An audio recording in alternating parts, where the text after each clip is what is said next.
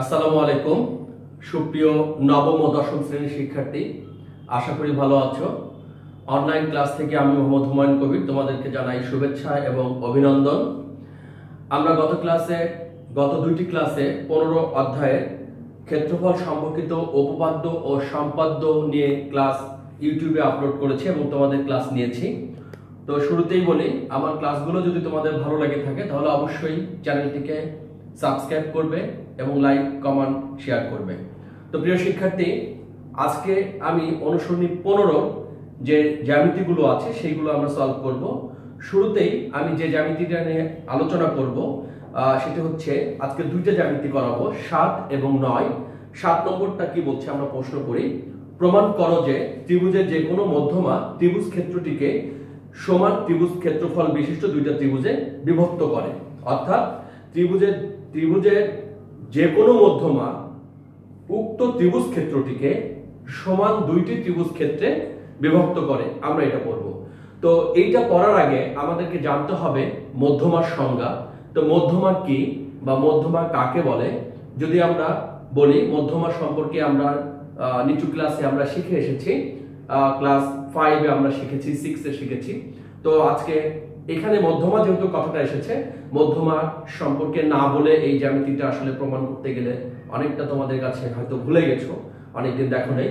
মধ্যমা হচ্ছে একটা ত্রিভুজের শীর্ষ থেকে বিপরীত ভূমির মধ্যবিন্দু সংযোগ রেখাংশকে মধ্যমা বলে। যেমন আমি যদি একটা ত্রিভুজ আঁকি, এই ত্রিভুজ এঁকেছি, এই ত্রিভুজের শীর্ষবিন্দু, প্রিয় শিক্ষার্থী, একটা ত্রিভুজের শীর্ষবিন্দু কিন্তু 3টি। তাহলে একটা এই শীর্ষবিন্দু থেকে, অর্থাৎ এ একটা শীর্ষবিন্দু, বি একটা, সি একটা শীর্ষবিন্দু, তাহলে ত্রিভুজের শীর্ষবিন্দু এ থেকে বিপরীত ভূমির মধ্যবিন্দু সংযোগ রেখা অংশটাই হচ্ছে কি মধ্যমা। তাহলে মধ্যমার সংজ্ঞাটা কি, একটা ত্রিভুজের শীর্ষবিন্দু থেকে বিপরীত ভূমির মধ্যবিন্দু সংযোগ রেখা অংশটি প্রিয় শিক্ষার্থী মধ্যমা। তাহলে মধ্যমার সংজ্ঞা যেহেতু আমরা জানলাম, এখন আমরা এটা প্রমাণ করতে আমাদের সুবিধা হবে। তাহলে এসো প্রশ্নটা লিখেছি, প্রমাণ করো যে যে কোনো মধ্যমা, ত্রিভুজের যে কোনো মধ্যমা উক্ত ত্রিভুজকে দুইটি সমান ত্রিভুজ ক্ষেত্রে বিভক্ত করে। এখানে ক্ষেত্র কথাটা হবে ত্রিভুজ ক্ষেত্রে বিভক্ত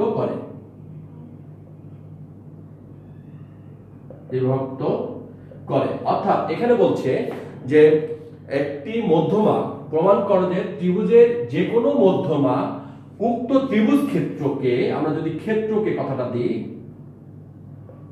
ক্ষেত্রকে দুইটি সমান ত্রিভুজ ক্ষেত্রে বিভক্ত করে। তাহলে আমরা প্রথমে একটি ত্রিভুজ আঁকবো, যে কোনো একটা ত্রিভুজ আঁকবো। আমরা এরকম একটা ত্রিভুজ আঁকবো, এই ত্রিভুজটার নাম দেব এ, বি এবং সি। আমি ত্রিভুজটা একটু বড় করে আঁকি, এরকম একটি আমরা ত্রিভুজ আঁকবো।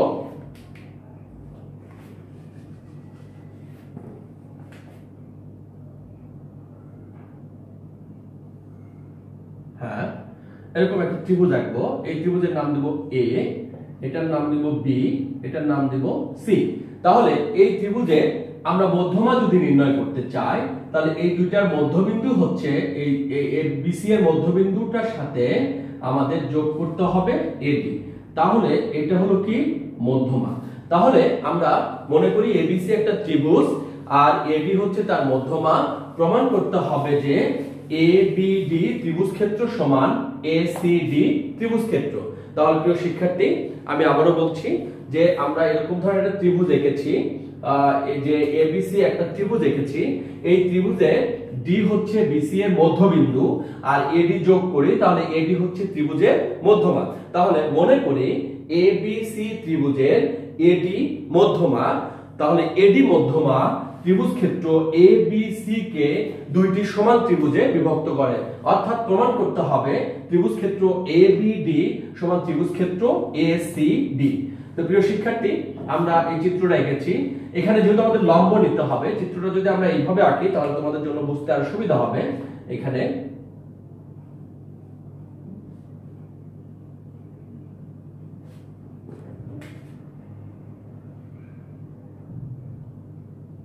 সেক্ষেত্রে মধ্যমাটা আর একটু বাঁকা হবে। তাহলে আমরা এটা প্রমাণের সাথে আমরা একটি লম্ব আঁকবো। প্রিয় শিক্ষার্থী, এটা হচ্ছে কি মধ্যমা।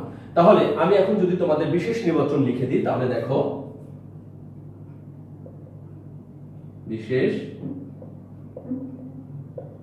নির্বাচন মনে করি ত্রিভুজ এবিসি এর এডি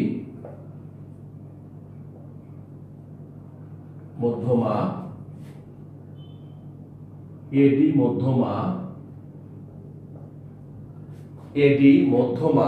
এখানে আমরা লিখতে পারি এডি মধ্যমা ত্রিভুজ ক্ষেত্র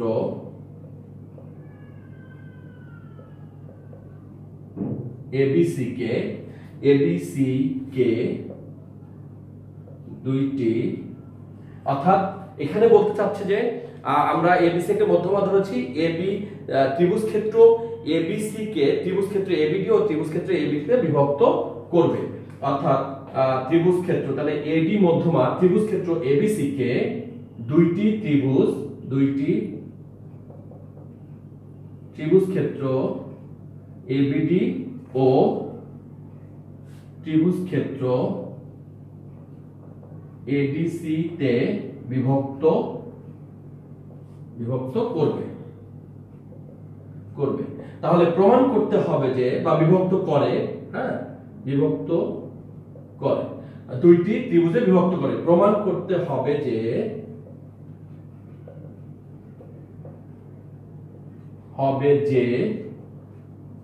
ত্রিভুজ ক্ষেত্র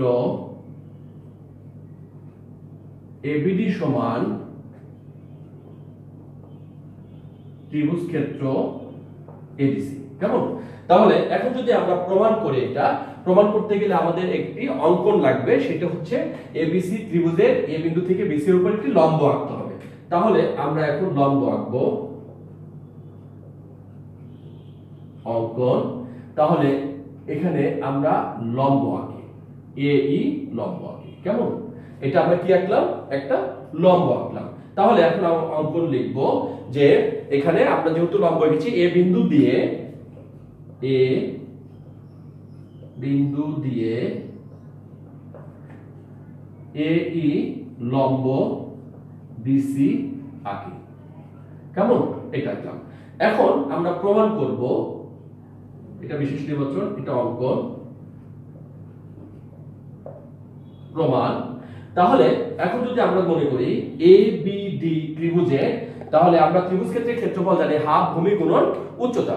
তাহলে প্রমাণ যে ত্রিভুজ এবিডি এর এই ত্রিভুজে আমরা লিখতে পারি কি, যে এই ত্রিভুজে আমরা লিখতে পারি যে হাফ ভূমি গুণন উচ্চতা। তাহলে আমরা লিখতে পারি যে ত্রিভুজ এবিডি এর এই লম্ব,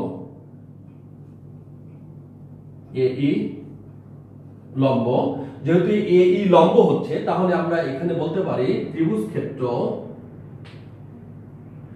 ক্ষেত্র এবিডি সমান হাফ, ভূমি হচ্ছে বিডি, আর উচ্চতা কি এই উচ্চতা বা লম্ব। এটা আমরা পেলাম। এখানে আমরা 1 নম্বর সমীকরণ দিতে পারি। কেমন?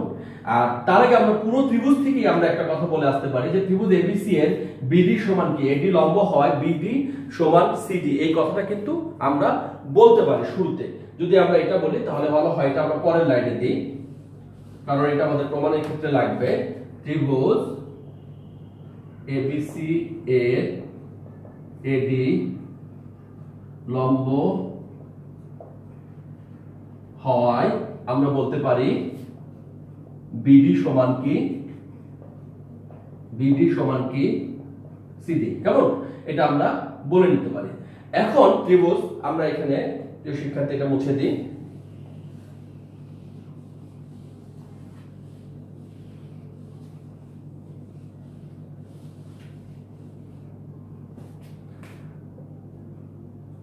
এখন ত্রিভুজ ক্ষেত্র এবিডি এর এবিডি সমান আমরা লিখতে পারি হাফ বিডি সমান এই। এটাকে আমরা 1 নম্বর সমীকরণ ধরি। আবার ত্রিভুজ ক্ষেত্র এ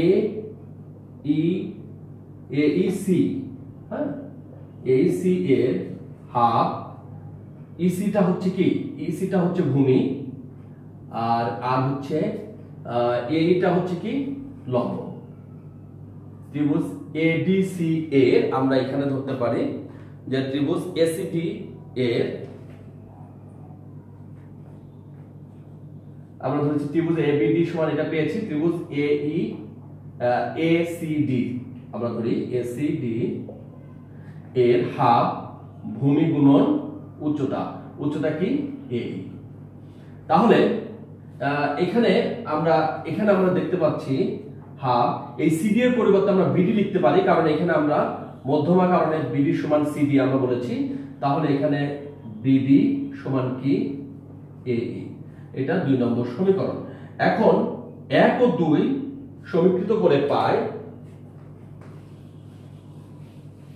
সমীকরণ, এখন সমীকরণ 1 ও 2 সমীকৃত করে পাই। সমীকৃত করলে তাহলে এইটা আর এইটা যেহেতু সমান হয়েছে, তাহলে আমরা বলতে পারি অতএব ত্রিভুজ ক্ষেত্র এবিডি সমান ত্রিভুজ ক্ষেত্র এসিডি। তো প্রিয় শিক্ষার্থী, এই ছিল এটা প্রমাণ, অনেক সহজ জিনিস। দুইটা জিনিস এখানে নিয়েছি, একটা এবিডি ত্রিভুজ ধরে কাজ করেছি আমরা, এই লম্ব ধরেছি, আর এসিডি ত্রিভুজের এইটা আমরা লম্ব ধরে আমরা এই উপপাদ্যটা আমরা প্রমাণ করেছি। তো এসো আমরা 9 নম্বর উপপাদ্যটা কি বলেছে সেটা আমরা প্রমাণ করব। হ্যাঁ প্রিয় শিক্ষার্থী, আমরা তাহলে 9 নম্বরটা লিখেছি এখানে, ত্রিভুজ এবিসি এর এবি ও এসি বাহুদ্বয়ের মধ্যবিন্দু যথাক্রমে x ও y, প্রমাণ করতে হবে যে axy সমান 1/4 ত্রিভুজ এবিসি এর ক্ষেত্রফল। তাহলে আমরা চিত্রটা আঁকবো, প্রথমে চিত্রটা আঁকি, এ বি সি ত্রিভুজের এবি ও এসি বাহুর মধ্যবিন্দু, এবি ও এসি বাহুর মধ্যবিন্দু যথাক্রমে কি x ও y, x ও y। এখন আমাদের এটা যোগ করতে হবে। তাহলে আমরা একটা ত্রিভুজ পেয়েছি AXY, আর একটা ত্রিভুজ আছে ABC।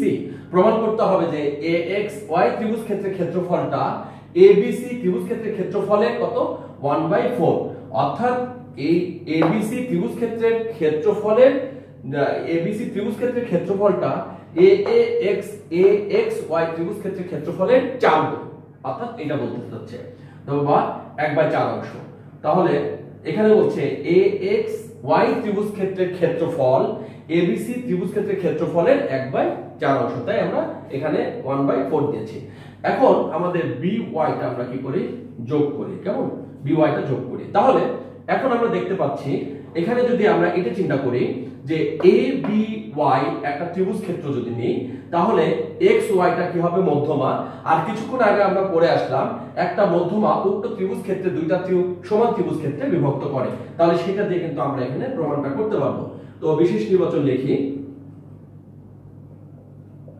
বিশেষ নির্বাচন মনে দেওয়া আছে ত্রিভুজ ABC এর AB ও AC বাহুর মধ্যবিন্দু যথাক্রমে x ও y। হ্যাঁ, তাহলে x, y যোগ করি, প্রমাণ করতে হবে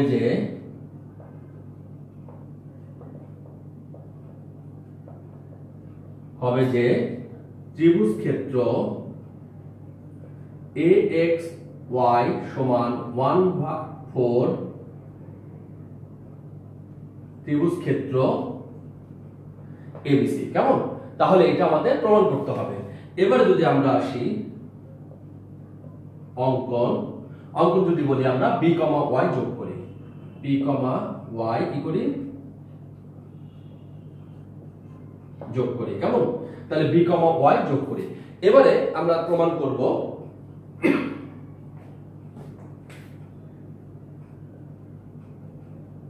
প্রমাণ। প্রথমে যদি আমরা লিখি ABY ত্রিভুজ ABY এর XY মধ্যমা হয়, XY মধ্যমা হয়, তাহলে ত্রিভুজ ক্ষেত্র AXY সমান 1/2 ত্রিভুজ ক্ষেত্র ABC ABY, তাই না? এটা আমাদের 1 নম্বর সমীকরণ ধরলাম। আচ্ছা, আবার যদি আমরা এখন চিন্তা করি ABC এই ত্রিভুজটাতে যদি আমরা চিন্তা করি, এখন উপরে মুছে দিলাম,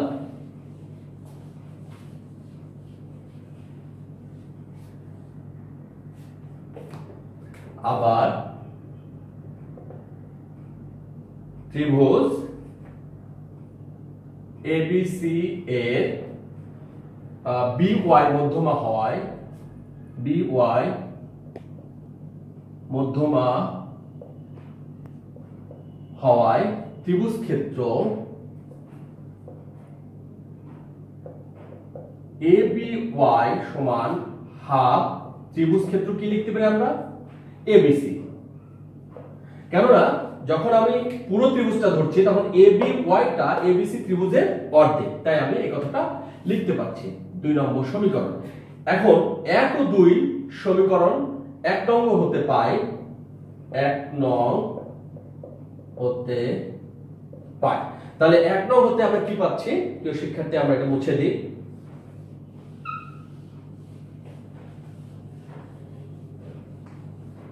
তাহলে 1 নং সমীকরণটা কি ছিল? ত্রিভুজ ক্ষেত্র AXY সমান হাফ ত্রিভুজ ক্ষেত্র ABY। এখন এখানে আমরা দেখতে পাচ্ছি এই যে হাফ ABY সমান আমরা কি পেয়েছি? হাফ ত্রিভুজ ক্ষেত্র ABC। তাহলে এই হাফটা বাদে যদি আমরা এটার পরিবর্তে কি লিখতে পারি? হাফ ত্রিভুজ ক্ষেত্র ABC। তাহলে হাফ হাফ গুণ করলে 1/4 ত্রিভুজ ক্ষেত্র ABC। সুতরাং আমরা প্রমাণ পেয়ে গেছি ত্রিভুজ ক্ষেত্র AXY সমান 1/4 ত্রিভুজ ক্ষেত্র ABC। এটা হলো আমাদের প্রমাণিত। তো প্রিয় শিক্ষার্থী, আজকে আমরা 15 অধ্যায়ের আমরা 2টা উপপাদ্য শিখলাম। একটা হচ্ছে উপপাদ্য 7 এবং একটা হচ্ছে উপপাদ্য 9। আশা করি বুঝতে পেরেছো। আর যদি ভালো লেগে থাকে তাহলে অবশ্যই আমার চ্যানেলটিকে বেশি বেশি সাবস্ক্রাইব করবে এবং লাইক, কমেন্ট, শেয়ার করবে। তো ভালো থাকো, দেখা হবে পরবর্তী ক্লাসে। আল্লাহ হাফেজ।